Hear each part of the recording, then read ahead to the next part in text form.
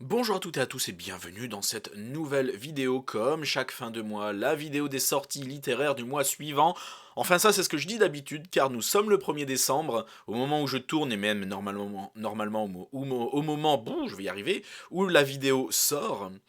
Donc il faut savoir qu'il y a un jour ou deux, j'ai fait un live Twitch où avec mes viewers, nous sommes allés sur Babelio et nous avons regardé ce qui sort pendant ce mois de décembre. Bon, comme je fais d'habitude maintenant, donc si tu veux venir voir comme chaque mois avec moi ce qui sort en live, twitch.tv/alistairlive, lien dans la description, tu viens, tu t'abonnes et on passe un bon moment de temps en temps. C'est assez rare, je fais un ou deux lives par mois parce que le reste du temps j'ai pas le temps, mais enfin quand on est là on est bien, c'est toujours très sympa.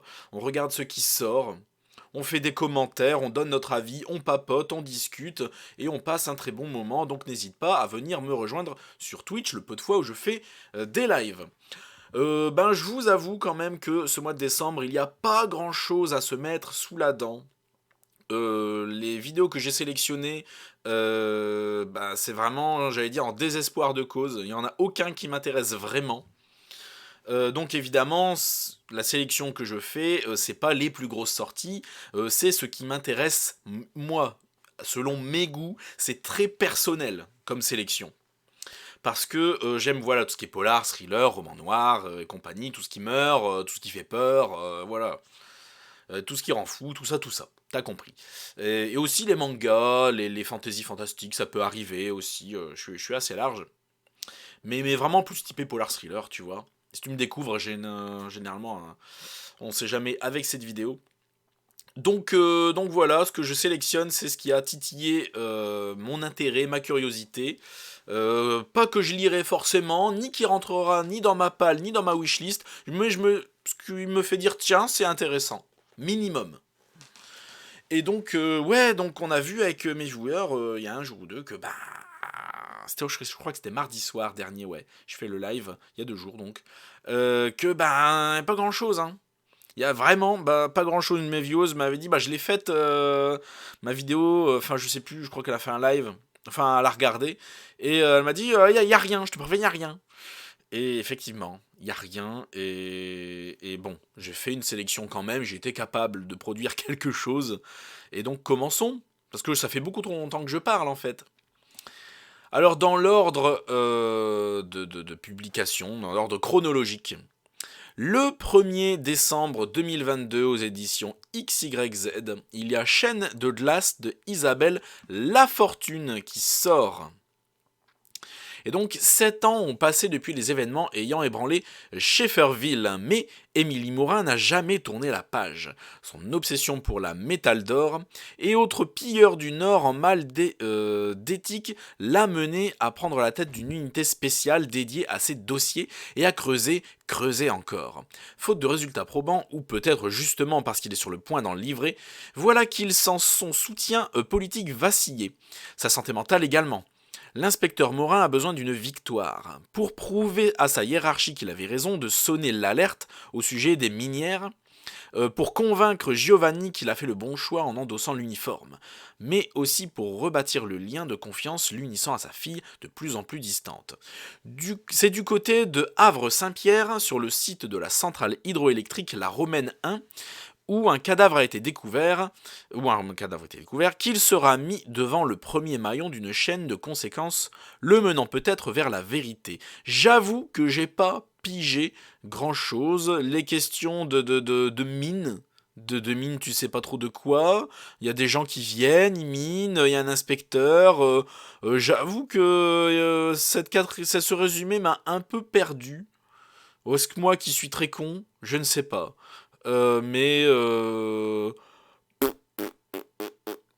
Voilà, c'est tout ce que ça m'inspire. Je suis désolé pour cet auteur. Vous m'entendrez jamais dire autrice, hein, allez vous faire foutre. Mais donc je suis désolé pour cet auteur, parce que j'estime qu'au bout d'auteur on peut rajouter un E, hein, voilà au passage. Et donc je suis désolé pour elle, c'est peut-être très bien, mais là, alors ça m'excite pas du tout.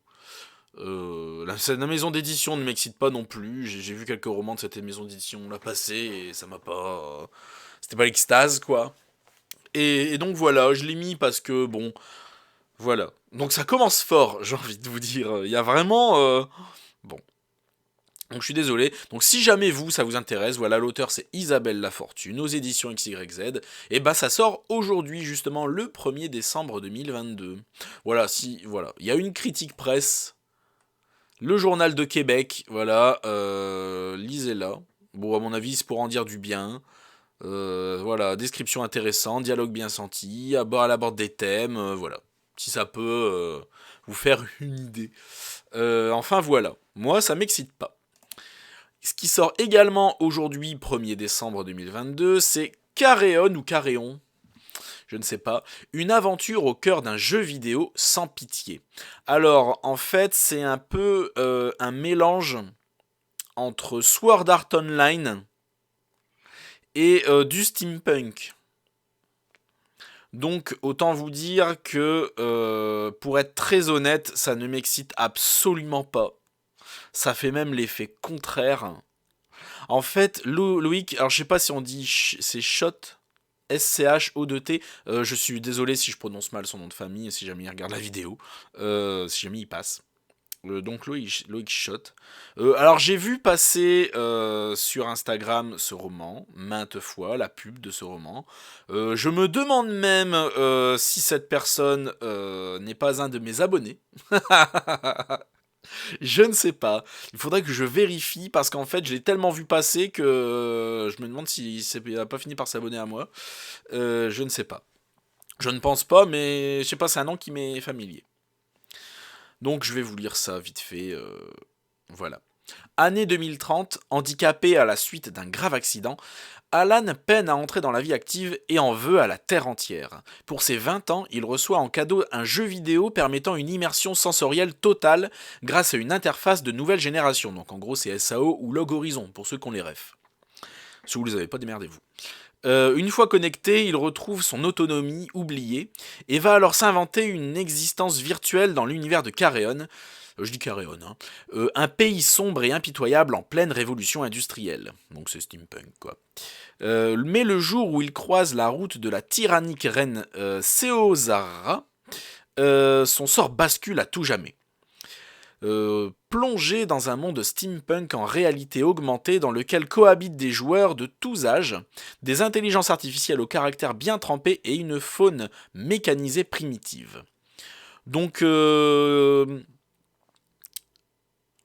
problème que j'ai avec ce résumé, alors c'est sûrement très bien. Alors c'est de l'auto-édition, comme vous avez peut-être pu le remarquer là. Parce que la maison d'édition est marquée là, mais c'est marqué juste son nom. Donc à mon avis c'est de l'auto-édition.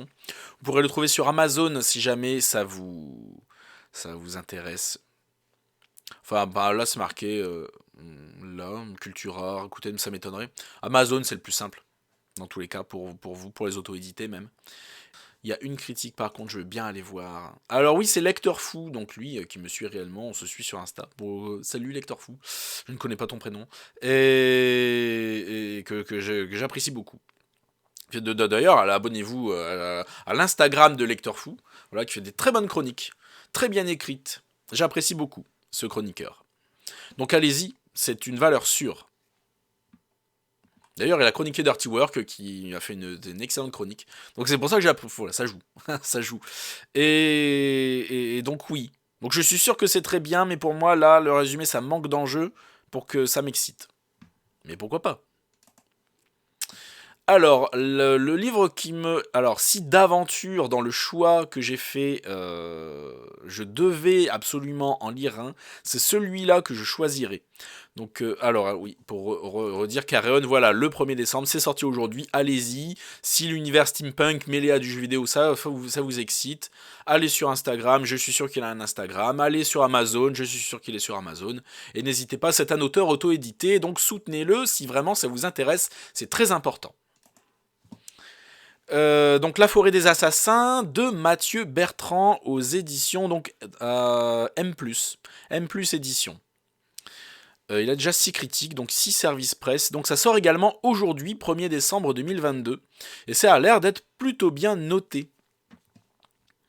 Alors, donc c'est un peu long, je vais pas tout vous lire, vous êtes grand, je vais lire un peu le début. Donc le commandant Lagazzi, officier de la gendarmerie spécialisé dans les affaires liées aux phénomènes étranges, est missionné pour enquêter sur d'horribles assassinats, avec un Z, qui se sont déroulés au sein d'une communauté religieuse installée dans une campagne isolée du Périgord.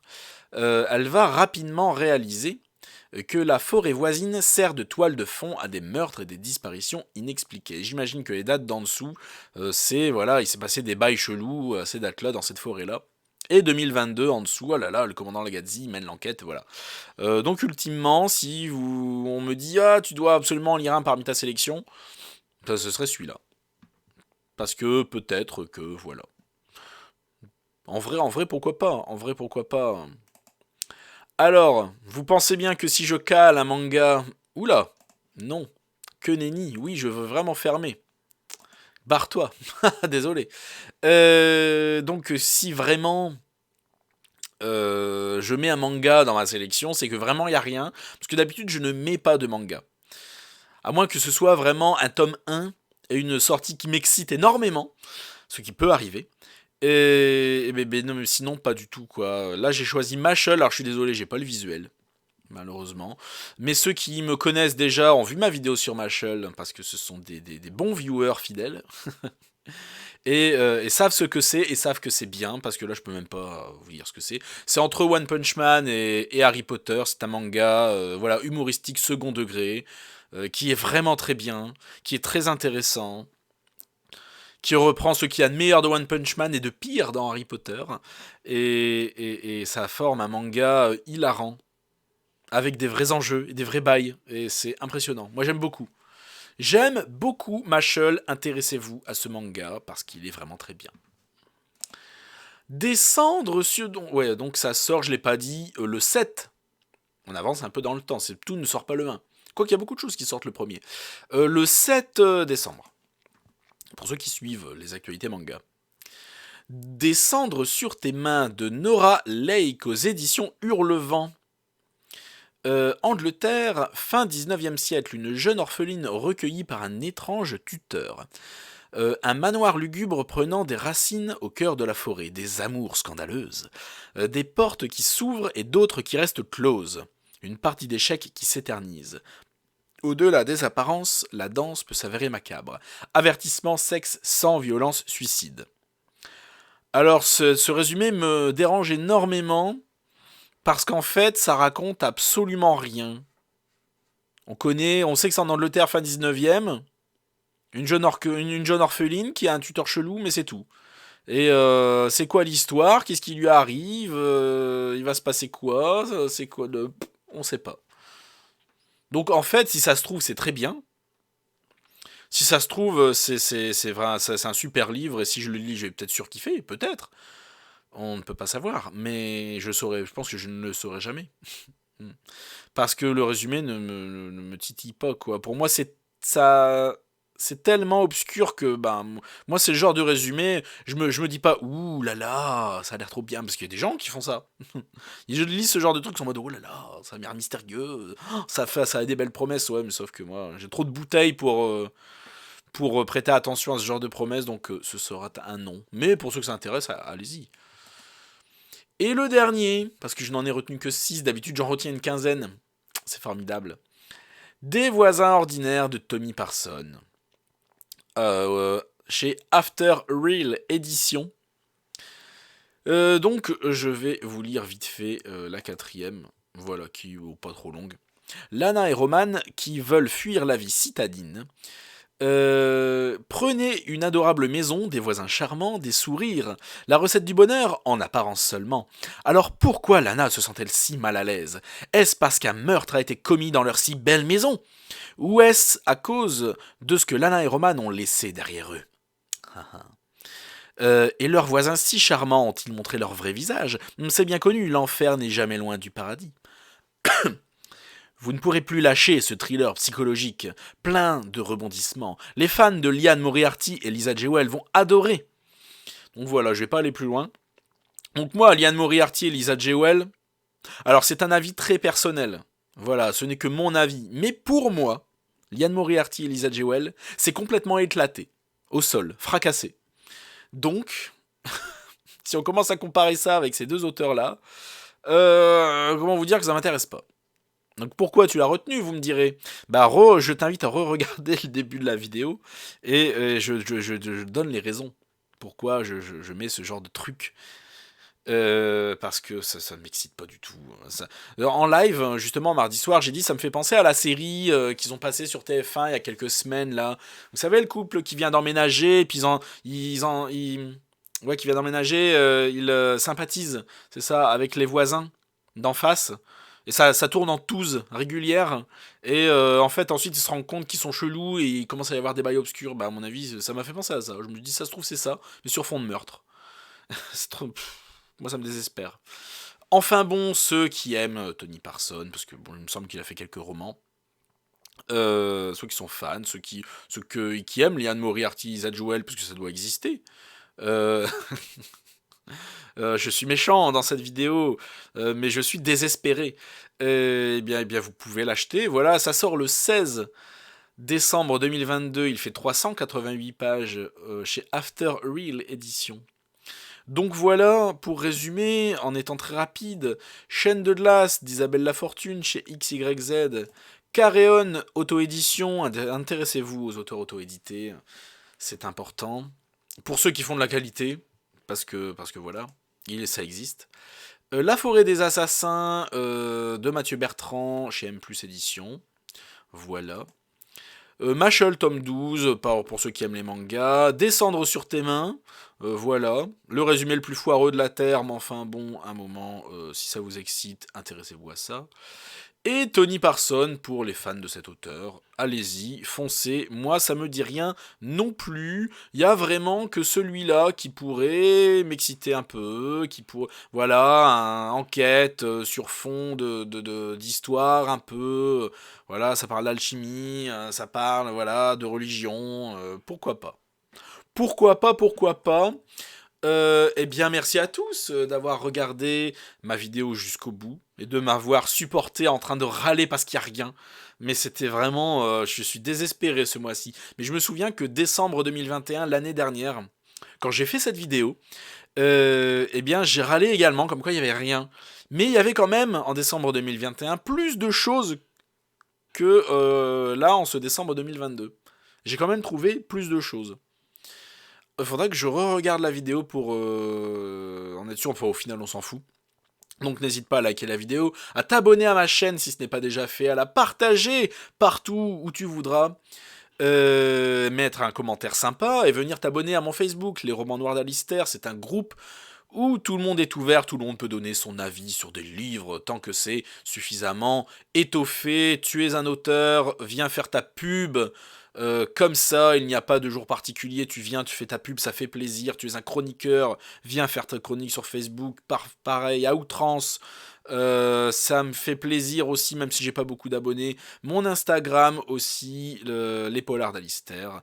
Mon Twitch également, tous les liens seront dans la description si vous voulez me suivre de partout. Eh bien merci à tous, à la prochaine chez Alistair.